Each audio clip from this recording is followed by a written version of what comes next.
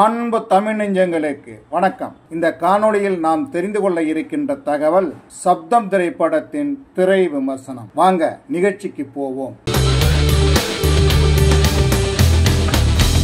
குன்னூரில் உள்ள மருத்துவக் கல்லூரி ஒன்றில் 3 மாணவர்கள் மர்மமான முறையில் இறக்கிறார்கள். அதனால் அந்த கல்லூரியில் அமானுஷ்ய சக்தி இருப்பதாக தகவல் பரவுவதை தொடர்ந்து அங்கு உண்மையிலேயே அமானுஷ்யம் இருக்கிறதா அல்லது கட்டுக்கதையா என்பதை கண்டுபிடிப்பதற்காக கல்லூரி நிர்வாகம் அமானுஷ்யங்கள் பற்றி ஆய்வு மற்றும் விசாரணை மேற்கொள்ளும் நாயகன் ஆதியை மும்பையிலிருந்து வர வைக்கிறது.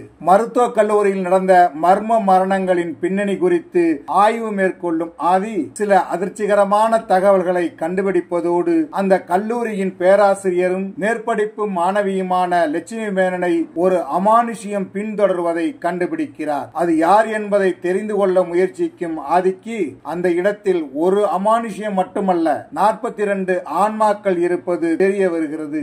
அந்த 42 ஆன்மாக்கள் யார், அவர்களின் பின்னணிக்கும் மருத்துவ மாணவர்களின் மர்ம மரணத்திற்கும் என்ன தொடர்பு என்பதை சப்தங்கள் மூலமாக வித்தியாசமாக சொல்வதுதான் சப்தம் திரைப்படம்.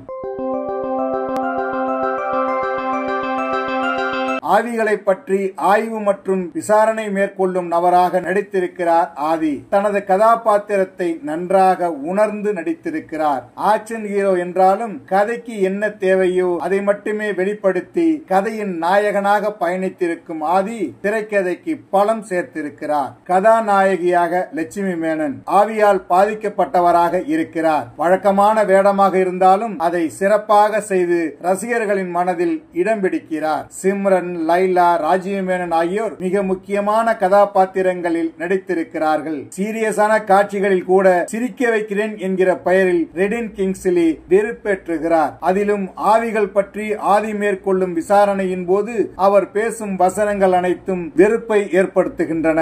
எம்.எஸ். பாஸ்கர், அபிநயா, விவேக் பிரசன்னா என படத்தில் நிறைய பேர் நடித்திருக்கிறார்கள். அவர்கள் தங்களது வேலையை நிறைவாக செய்திருக்கிறார்கள். ஒளிப்பதிவாளர் அருண் பத்மநாபன் திகில் படங்களுக்கு ஏற்ற வண்ணத்தை கச்சிதமாக பயன்படுத்தி காட்சிகளை மிரட்டலாக கொடுத்திருக்கிறார். தமன் இசை படத்திற்கு மிகப்பெரிய பலம் சேர்த்திருக்கிறது. சப்தம்தான் படத்தின் மையக்கரு என்பதால் பின்னணி இசைக்கு அதிக மெனக்கெட்டிருக்கும் தமனின் உழைப்பு திரையரங்கத்தில் அது தெரிகிறது. ஒளிக்கலவை செய்திருக்கும் உதயகுமார், சவுண்ட் டிசைன் பணியை மேற்கொண்டிருக்கும் சிங் சினிமா ஆகியோரும் படத்திற்கு தூணாக நின்று பயணித்திருக்கிறார்கள். ஈரம் படம் மூலம் தண்ணீரில் ஆத்மாவை பயணிக்க வைத்து பார்வையாளர்களை அலற வைத்த இயக்குனர் அறிவழகன் இதில் சப்தங்கள் மூலம் ஆவிகளை பயணிக்க வைத்திருக்கிறார்.